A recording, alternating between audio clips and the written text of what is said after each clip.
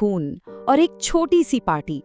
आज हम बात करेंगे एक ऐसी रात की जो शुरू तो जश्न से हुई थी, लेकिन खत्म एक भयानक नरसंहार पर हुई। जरा सोचिए, पर्दे पर दिखने वाली हिंसा जब असली जिंदगी में उतर आए तो मंजर कितना खौफनाक होता है। इस क्राइम वीडियो में हम इसी खौफनाक सच की तह तक जाएंगे। 8 गोलियां, 3 लाशें और वजह जानकर आप सन्न रह जाएंगे। सिर्फ केक का एक टुकड़ा। ये किसी सस्पेंस थ्रिलर फिल्म का डायलॉग नहीं है, ये एक रूह कंपा देने वाली हकीकत है। एक बेहद छोटी सी बात और मौत का वो खौफनाक नंगा नाच जो उस रात का सबसे काला सच बन गया। चलिए उस रात में चलते हैं। उत्तर प्रदेश का खुर्जा शहर, सुभाष रोड पर मौजूद RJS जिम। तारीख थी 25 अप्रैल और रात का वक्त। वहाँ करीब 35 नौजवान इकट्ठा थे।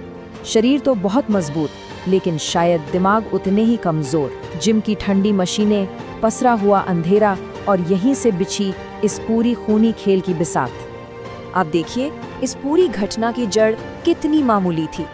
जिम ट्रेनर जीतू सैनी का जन्मदिन मनाया जा रहा था। शर्त बस एक थी, एक बहुत ही सिंपल सा रूल कि चेहरे पर केक कोई नहीं लगाएगा। लेकिन अमरदीप ने ये नियम तोड़ दिया। उसने चेहरे पर केक लगा दिया। बस अहंकार को चोट पहुंची और मौत का खौफनाक खेल शुरू हो गया। रात के करीब 10 बजे थे। केक वाली घटना हुई, थोड़ी कहासुनी हुई और सब अपने अपने घर चले गए। लेकिन अंदर ही अंदर एक आग सुलग रही थी। ठीक आधी रात के वक्त पॉटरी फैक्ट्री के पास एक दूसरी पार्टी चल रही थी।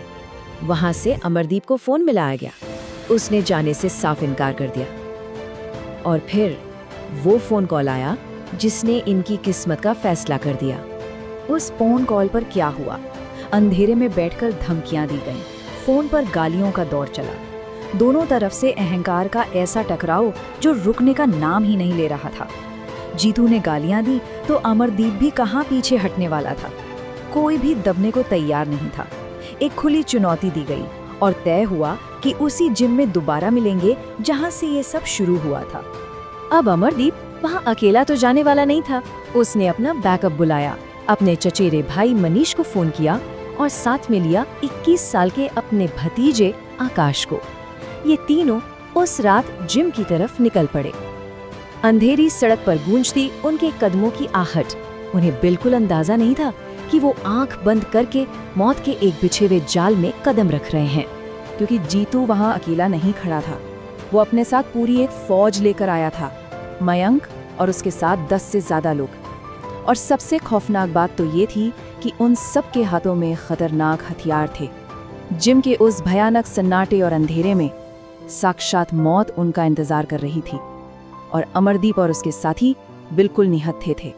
और फिर गोलियां चली, सिर्फ 8 गोलियां। जिम के उस ठंडे फर्श पर गिरते पीतल के खोखों की आवाज, हवा में घुलता बारूद का धुआं और फिर एक खौफनाक सन्नाटा। बातचीत का तो कोई मौका ही नहीं दिया गया। आमना सामना होते ही सीधे फायरिंग। बंद कमरे में गूंजती वो 8 गोलियां जिन्होंने चंद सेकंड्स में सब कुछ खत्म कर दिया। इसका अंजाम सोचकर ही रोंगटे खड़े हो जाते हैं। फर्श पर खून से सने 3 क्राइम सीन मार्कर और 3 लाशें। मनीष को 4 गोलियां लगी, हाथ, चेहरे और सिर के आर पार। अमरदीप को 2 गोलियां सीधे सीने और सिर में। और वो 21 साल का आकाश, उसे भी 2 गोलियां लगी। तीनों की मौके पर ही मौत। पूरा जिम खून से लाल हो चुका था। अब इस पूरी कहानी की सबसे खौफनाक विडंबना सुनिए। बुर्ज उस्मान खान पुलिस चौकी उस घटना स्थल से सिर्फ 800 मीटर की दूरी पर थी। 1 किलोमीटर से भी कम। 8 गोलियां चली, तेज रफ्तार मोटरसाइकिलें दौड़ी, चीख पुकार मची, लेकिन पुलिस को कुछ भी सुनाई नहीं दिया। हर तरफ सिर्फ एक खामोशी थी।